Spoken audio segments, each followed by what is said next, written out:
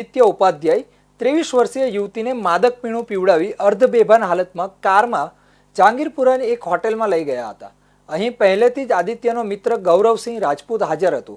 બાદમાં બંનેએ યુવતી પર વારાફરતી દુષ્કર્મ આચર્યું હતું। ભાનમાં આવ્યા બાદ યુવતીએ તરત જ પોલીસનો સંપર્ક કર્યો હતો અને ફરિયાદ નોંધાવી હતી।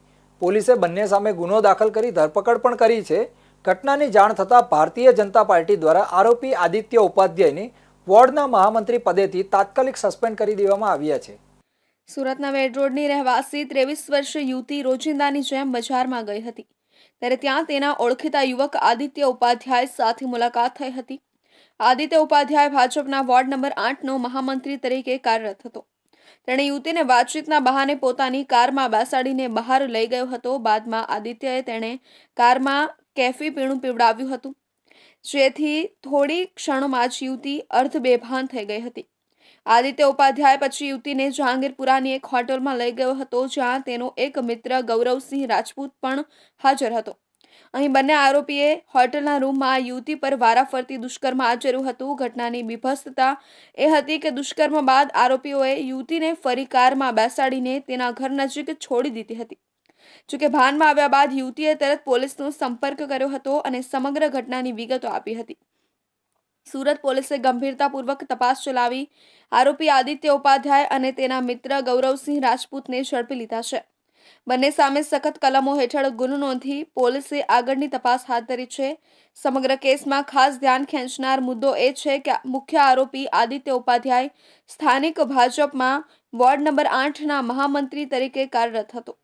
જ્યારે સમગ્ર મામલો બહાર આવ્યો ત્યારે સુરતમાં ભારે ચર્ચા થવા લાગતા બીજેપી સુરત શહેર પ્રમુખ પરેશ પટેલે તરત જ પગલાં લેતા આદિત્ય ઉપાધ્યાયને પાર્ટીમાંથી સસ્પેન્ડ કરી લીધો છે। ગઈકાલે રાત્રે જહાંગીરપુરા પોલીસ સ્ટેશનમાં એક બળાત્કાર સંબંધી રજૂઆત મળેલ, જે અનુસંધાને ગુનો દાખલ કરવામાં આવેલો છે, જેમાં આરોપી તરીકે ભોગ બનનાર દ્વારા બે આરોપી હોવાનું જણાતા એ મુજબ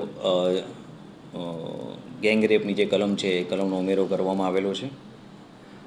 સદર બનાવમાં વિગત એવી છે કે જે આ ભોગ બનનાર છે એના બે પરિચિત મિત્રો છે અને એની સાથે એ ફરવા ગયેલી હતી અને ત્યાં એના કહેવા મુજબ એને નશાકારક પીણું આપી અને ભાનમાં નથી એ દરમિયાન એનું હોટલમાં સાથે લઈ જઈ અને વારાફરતી એના પર બળાત્કાર કરેલો છે એવી રજૂઆત મળેલી છે। એ સંબંધે ફરિયાદ નોંધવામાં આવેલી છે અને ગુનાના કામે જે બે નામ એણે જણાવેલા છે એ બે આરોપીઓની હાલમાં અટકાયત કરવામાં આવેલી છે। એમણે જે નામ આપેલા છે એમાં એક આદિત્ય નામ આપેલું છે અને બીજું એક ગૌરવ નામ આપેલું છે અને ફરિયાદીના જણાવ્યા મુજબ એની જે જ્યાં રહે છે એની આજુબાજુ જે એના રહેનારા એટલે પરિચિત વ્યક્તિઓ જ છે એવું એના જણાવ્યું છે। એ બે વ્યક્તિની હાલમાં અટકાયત કરવામાં આવેલી છે અને ભોગ બનનારે જે વિગત જણાવેલી છે એ મુજબ આગળની તપાસની કાર્યવાહી ચાલુમાં છે। હાલ સુરત પોલીસ દ્વારા હોટલના સીસીટીવી ફૂટેજ, કારની વિગત, કોલ રેકોર્ડ અને યુવતીના નિવેદનોના આધારે વધુ તપાસ આગળ ધપાવવામાં આવી રહી છે। આરોપીઓ રિમાન્ડ મેળવવામાં આવશે તથા જેથી વધુ ખુલાસા સામે આવે તેવી શક્યતા છે।